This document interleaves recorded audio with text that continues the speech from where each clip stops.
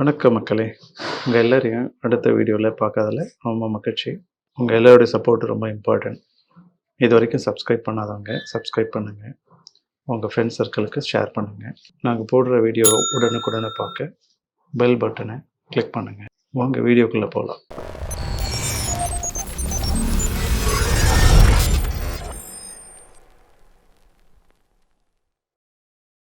இன்றைக்கி நம்ம பார்க்க போகிற சப்ஜெக்ட் வெப் ஹோஸ்டிங். இந்த வெப் ஹோஸ்டிங் சாப்டரை நான் 2 வீடியோவை போடலான்னு இருக்கேன். ஒரு வீடியோவில் வெப் ஹோஸ்டிங்னா என்ன, எதுக்கு யூஸ் ஆகுது, எங்கே யூஸ் ஆகுது, யாரெல்லாம் அதை யூஸ் பண்ணுறாங்க, அதோட டைப்ஸ் என்னென்னலாம் வகை இருக்குது, என்ன வகைகளில் கொடுக்குறாங்க அப்படிங்கிறத பற்றியும், அடுத்த வீடியோவில் நாம் எந்த வெப் ஹோஸ்டிங் ப்ரொவைடரை சூஸ் பண்ணணும், ஏன் சூஸ் பண்ணணும், அதோட அட்வான்டேஜஸ், எந்த இடத்துல சீப்பாக வெப் ஹோஸ்டிங் ஸ்பேஸ் கிடைக்குது அப்படிங்கிறத பற்றியும் நம்ம பார்க்க போகிறோம். சரி, இன்னைய டாபிக் படி வெப் ஹோஸ்டிங்னா என்ன?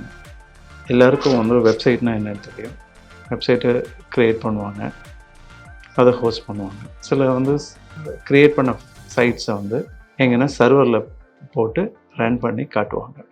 இது மாதிரி க்ரியேட் பண்ண சைட்டை ஒரு ஸ்டோரேஜ் ஸ்பேஸில் நமக்கு அலாக்கேட் பண்ணி எல்லோரும் வியூ பண்ணுற அளவுக்கு காட்டுற சர்வீஸ்க்கு பேர் தான் வெப் ஹோஸ்டிங். இதை நிறைய பேர் ப்ரொவைட் பண்ணுறாங்க. அவங்களோட வேலை என்னென்னா, ஒரு இண்டிவிஜுவல் யூஸரோ ஒரு கம்பெனியோ அவங்கவுங்க க்ரியேட் பண்ணுற அப்ளிகேஷன்ஸ் இல்லை நார்மல் ஃபைல்ஸு இதெல்லாம் ஹோஸ்ட் பண்ணுறதுக்கான ஸ்பேஸ் அலாக்கேட் பண்ணி அதை ரெண்ட்டுக்கு கொடுக்குறது. சரி, ஹோஸ்ட் பண்ணிட்டு ஒரு ஃபைலை நம்ம க்ரியேட் பண்ணிவிட்டு ஒரு ஹோஸ்ட் ஸ்பேஸில் போட்டுருவோம். அதுக்கப்புறம் அது எப்படி ரன் ஆகுது அப்படின்னா, ஃபஸ்ட்டு நம்ம ஸ்டார்ட் பண்ணுறது பார்த்திங்கன்னா டொமைன் ரெஜிஸ்ட்ரேஷன், அதாவது டொமைன் நேம் ரெஜிஸ்ட்ரேஷன்.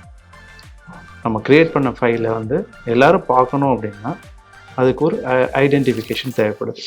அந்த ஐடென்டிஃபிகேஷன் பேர் தான் டொமைன் நேம், அதாவது நமக்கான முகவரி. நம்ம கால் பண்ணுற yahoo.comனு சொல்கிறோம், google.comனு சொல்கிறோம். இப்படி உங்களோட வெப் ப்ரௌசரில் நீங்கள் டைப் பண்ணுற அந்த அட்ரஸ்க்கு பேர் தான் டொமைன் நேம். டொமைன் நேம் எப்படி இருக்கும் அப்படின்னா mytrip.com அப்படின்னு இருக்குன்னு வச்சுக்கோங்க. இதில் mytripங்கிறது உங்களோட நேமாகவும், .comங்கிறது அந்த எக்ஸ்டென்ஷனாகவும் இருக்குது. எக்ஸ்டென்ஷன் நிறைய எக்ஸ்டென்ஷன் இருக்குது. .com, .in நம்ம இந்தியன் பேஸ் கம்பெனி அப்படின்னு ஈஸியாக ஐடென்டிஃபிகேஷன் பண்ணுறதுக்காக ப்ரொவைட் பண்ணுறது. .comனா கமர்ஷியல், வேர்ல்டு வைடு .com தான் எல்லாமே ப்ரிஃபர் பண்ணுவாங்க. பட் நிறைய பேர் அவங்களோட டொமைன் எக்ஸ்டென்ஷனை ஒரு ஸ்பெசிஃபிக் கண்ட்ரிக்கோ இல்லை ஒரு ஸ்பெசிஃபிக் பிளேஸை பேஸ் பண்ணியோ கொடுக்கணுங்கிறதுக்காக அதோட எக்ஸ்டென்ஷனை ரெஜிஸ்டர் பண்ணிப்பாங்க. சரி, டொமைன் நேமை நம்ம ரெஜிஸ்டர் பண்ணிட்டோம். அது எப்படி நம்மளுடைய சர்வரோட கனெக்ட் ஆகுது? நீங்கள் ரெஜிஸ்டர் பண்ண ஒரு டொமைன் நேம் சர்வீஸ், அதாவது டிஎன்எஸ் என்று அழைக்கப்படுற ஒரு சர்வர் மூலயமா கால் பண்ணுறாங்க, அதோட கனெக்ட் பண்ணுறாங்க. அது ஒன்றும் இல்லைங்க, வெறும் ஐபி அட்ரஸ் தாங்க. அந்த ஐபி அட்ரஸ் வச்சு உங்களோட டொமைன் நேமை கனெக்ட் பண்ணி அந்த ஐபி அட்ரஸ் எங்கே லொக்கேட் ஆகிருக்குங்கிற அந்த சர்வரோட கால் ஆகுது. உதாரணத்துக்கு google.com அப்படின்னு நீங்கள் ஒரு டொமைன் நேம் உங்களோட ப்ரௌசரில் போட்டிருக்கீங்கன்னா, பேக்கெண்டில் அந்த பர்டிகுலர் டொமைனுக்கு நேம்க்கான ஐபி அட்ரஸை ஐடென்டிஃபை பண்ணோம். அந்த ஐடென்டிஃபை பண்ண ஐபி அட்ரஸ் எந்த சர்வரில் கனெக்ட் ஆகிருக்குன்னு பார்க்கும். அந்த சர்வருக்கு போயிட்டு காலை ரெக்வஸ்ட் கொடுக்கும். அதாவது நீங்கள் ப்ரௌசரில் டைப் பண்ண நேமை அந்த சர்வரோட மேட்ச் பண்ணி பார்க்கும். அடுத்து மேட்ச் பண்ணி பார்த்த இன்ஃபர்மேஷனை உங்களுக்கு உங்களோட ப்ரௌசரில் டிஸ்பிளே பண்ணும். இதாங்க ப்ராசஸ். இது எல்லாமே மைக்ரோ செகண்ட்குள்ளே நடக்கிறது. டொமைன் நேம் ரிஜிஸ்டர் பண்ணிட்ட பிறகு வெப்சைட் ஃபைலில் நீங்கள் ஒரு இடத்துல போஸ்ட் பண்ணுறீங்க, அதாவது ஸ்டோர் பண்ணி வைக்கிறீங்க, ஸ்டோர் பண்ணி கால் பண்ணுறீங்க. அப்படி கால் பண்ணுற அந்த சர்வீஸ்க்கு, அதாவது அந்த ப்ராசஸ்க்கு டிஃப்ரெண்ட் நேம் வச்சுருக்காங்க. எல்லாராலையுமே ஒரு நிறைய ஸ்பேஸை வாங்கி அதிகமாக காசு கொடுத்து வாங்கி பண்ண முடியாது. ஸோ அதனால் அதை ஒரு செக்ரிகேஷன் பண்ணுறாங்க. செக்ரிகேஷன் ரொம்ப simple. Shared hosting, virtual private server, அதாவது விபிஎஸ் சொல்லப்படுற விர்ச்சுவல் ப்ரைவேட் சர்வர், அடுத்தது டெடிகேட்டட் ஹோஸ்டிங், அடுத்தது க்ளவுட் சர்வர். இதை பற்றியும் டீட்டெயில்ஸ் நான் சொல்கிறேன். ஷேர்டு ஹோஸ்டிங் அப்படிங்கிறது ஒன்றும் கிடையாது. ஒரு சர்வரை மல்டிபிள் பீப்புளுக்கு, அதாவது மல்டிபிள் வெப்சைட்டுக்கு இதில் ப்ராட்காஸ்ட் பண்ணுறதுக்கு ஸ்பேஸை அலோகேட் பண்ணுறாங்க. அதுக்கு தான் ஷேர்டு ஹோஸ்டிங். இந்த ஷேர்டு ஹோஸ்டிங் யூஸ் பண்ணும்போது ஒவ்வொருத்தரும் அவங்களுக்குரிய ஸ்பேஸ் எவ்வளவோ அந்த ஷேர்டு பொசிஷனுக்கு அவங்களோட ஃபைல்ஸ் அப்லோட் பண்ணி அவங்களோட வெப்சைட்டை கால் பண்ணிக்க முடியும். இது ரொம்ப சீப்பு. இது 2 டைப்பில் வருது ஷேர்டு ஹோஸ்டிங்கில். ஒன்று வந்து லினக்ஸ் பேஸ்டு, இன்னொன்று வந்து விண்டோஸ் பேஸ்டு. இந்த 2 கைண்டில் தான் servers mostly available. So Linux base பண்ணி டெவலப் பண்ணுற எல்லா அப்ளிகேஷனும் லினக்ஸ் ஷேர்டு ஹோஸ்டிங்கில் லான்ச் பண்ணிக்கலாம். விண்டோஸ் பேஸ் பண்ணி டெவலப் பண்ணுற எல்லா அப்ளிகேஷனும் விண்டோஸ் பேஸ் பண்ணியிருக்க சர்வரில் லான்ச் பண்ணிக்கலாம். இது கொஞ்சம் காஸ்ட் கம்மி, எல்லாருக்கும் அஃபோர்டபுளாக இருக்கிற ஒரு வெப் ஹோஸ்டிங் சர்வீஸ் இந்த ஷேர்டு வெப் ஹோஸ்டிங் சர்வீஸ். அடுத்தது பார்த்திங்கன்னா விர்ச்சுவல் ப்ரைவேட் சர்வர்.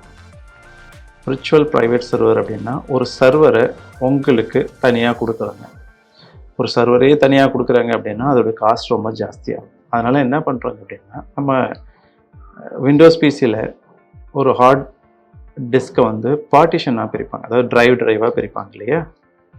அப்படி அது மாதிரி ட்ரைவாக பிரிக்கிறதுக்கு தான் VMware அது மாதிரியான சாஃப்ட்வேர்ஸ்லாம் யூஸ் பண்ணுறாங்க. இதையே வெப் ஹோஸ்டிங்லேயும் பண்ணுறாங்க. என்னென்னா, ஒவ்வொருத்தருக்கும் ஒரு ட்ரைவ் மாதிரி பிரிச்சுட்டு, ஒரு ஹார்ட் டிஸ்கை ஒரு ட்ரைவ் மாதிரி பிரிச்சுட்டு, அந்த ஒவ்வொரு ட்ரைவும் இண்டிவிஜுவல் சர்வராக ஆக்ட் பண்ணும்.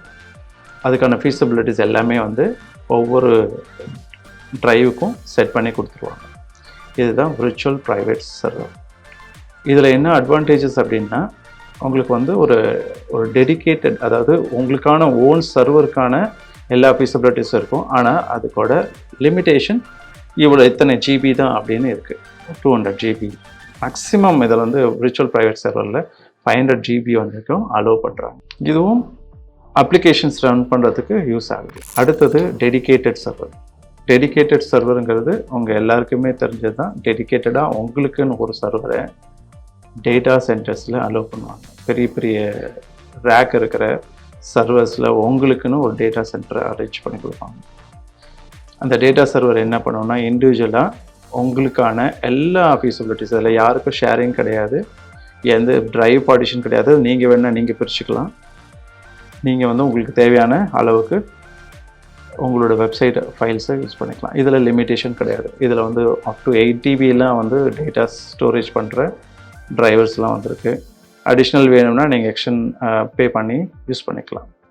பட் இண்டிவிஜுவலாக ஒரு சர்வர் எப்படி ஒர்க் ஆகுதோ அப்படி ஒர்க் ஆகும். நீங்கள் உங்களோட வீட்டில் இருக்கிற ஒரு சர்வர் எப்படி, வீட்லேயோ இல்லை ஆஃபீஸ்லேயோ ஒரு சர்வர் இருந்தால் எப்படி ஒர்க் ஆகுமோ அது மாதிரி டெடிகேட்டட் சர்வர் டேட்டா சென்டர்லேருந்து ரன் பண்ணுவாங்க.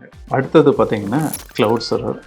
க்ளவுட் சர்வர் பார்த்திங்கன்னா இது வந்து இதுவும் ஒரு வகையான டெடிகேட்டட் சர்வர் மாதிரி தான். ஆனால் என்ன அப்படின்னா, ஃபிசிக்கல் ஹார்ட்வேர்ஸும் ரேம்ஸும் இதெல்லாம் வந்து ஒரே பிளேஸில் ஒரு சர்வரில் இருக்காமல் தனித்தனி செட்டப்பில் இருக்கும். அந்த செட்டப்பை உங்களுக்கு தேவையான அளவுக்கு நீங்கள் நிர்ணயம் பண்ணிக்கலாம். உதாரணத்துக்கு எனக்கு வந்து ஒரு 10 GB ஸ்பேஸ் வேணும், 2 GB ரேம் ஸ்பீடு வேணும் அப்படின்னு நீங்கள் உங்களுக்கு தேவையானதை நீங்களே நிர்ணயம் பண்ணிக்கலாம். இது எல்லாமே வந்து ஒரு பேக் அண்ட் அப்ளிகேஷன் மூலிமா கனெக்ட் ஆகி உங்களுக்கு தேவையான ஒரு சர்வரை உருவாக்கும். இது க்ளவுட் சர்வர்னு சொல்கிறாங்க.